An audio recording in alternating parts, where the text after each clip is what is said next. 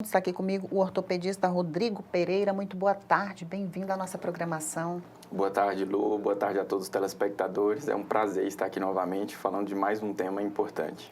Entender, doutor, o que é de fato a hérnia de disco, que tem muita gente que fala que tem, né?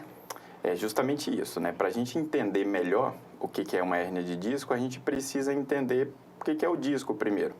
O disco é uma estrutura que faz parte da coluna vertebral e vai estar localizado entre uma vértebra e outra. Ele é formado por um anel fibroso mais externo e por dentro tem o que a gente chama de núcleo pulposo, uma substância mais gelatinosa. E a hérnia do disco vai configurar justamente na lesão desse anel, no extravasamento, na protrusão ou na extrusão desse conteúdo mais interno do disco, que é o núcleo pulposo na realidade, né? A gente pode dizer que é uma doença? Então, é uma doença quando se diagnosticado, na maioria das vezes o radiologista, através de um exame complementar, ele lauda para a gente uma hérnia de disco, né? Mas eu acho que isso não deve ser a prioridade, configurar isso como uma doença, porque não é incomum encontrar pacientes que provavelmente devem ter uma alteração no exame de imagem, mas é assintomático, não traz sintomas. Então a gente vai ficar nessa corda bamba aí entre uma doença ou um achado de exame. Você falou em pessoas que são assintomáticas, mas tem gente então que sente alguma coisa. O que essas pessoas sentem? Os principais sintomas de uma hérnia de disco vai girar em torno de dor. Isso vai ser relativo ao segmento da coluna que essa hérnia se encontra, seja ela cervical, torácica ou lombar. Fraqueza muscular, né? Uma paresia. Tem também as parestesias, que são os formigamentos, a depender do nível que está também, pode irradiar para a perna, por exemplo, no segmento lombar, cursar com formigamento da perna, diminuição da força, dor, limitação de movimento. O que causa, doutor, essas hérnias de disco? Bom, a causa da hérnia de disco é ampla, são diversas causas, né? Multicausal nesse caso. A gente pode ter uma causa genética, uma causa estrutural de um paciente que tem uma deformidade na coluna, esse tem maior propensão a ter hérnia de disco. Uma causa duas causas na realidade que está em pauta, né? Na sociedade que a gente está vivendo na atualidade, é o sedentarismo, contribui e muito.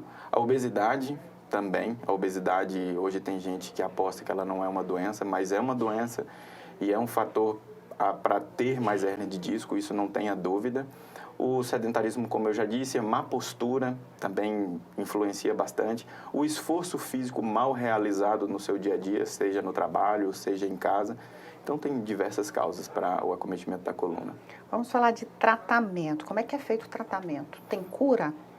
Então, a hérnia de disco, digamos que tenha cura, porque um paciente bem tratado, a imensa maioria das vezes, ele fica sem sintomas. Para tirar uma hérnia da coluna, dificilmente ela vai regredir no tratamento conservador. Então, ela tem cura por causa que a gente tira os sintomas, certo? E o tratamento conservador, sem medidas invasivas, é o principal deles. Dificilmente vai se indicar um tratamento cirúrgico numa primeira avaliação.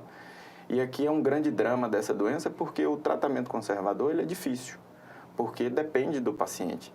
Existem algumas terapias medicamentosas que auxiliam esse processo, mas se o paciente não aceitar e não trazer para seu estilo de vida a mudança do estilo de vida, dificilmente ele vai obter controle. E aí a gente entra nesse grande problema socioeconômico, porque a imensa maioria dos pacientes não faz essa mudança. Eles ficam apostando justamente na terapia medicamentosa e essa sozinha não é efetiva. Vamos falar em prevenção. É possível prevenir? Sim, é possível prevenir, inclusive é o nosso foco, né? O foco da medicina hoje é a medicina preventiva. E aí a gente tem que buscar um estilo de vida saudável. Tem que fazer atividade física, tem que fazer alongamento, fortalecimento, estar atento à postura. E lembrando que aqui é um outro grande drama, quando você pede um paciente para fazer atividade física, ele já fala, mas na minha profissão eu realizo muito esforço físico.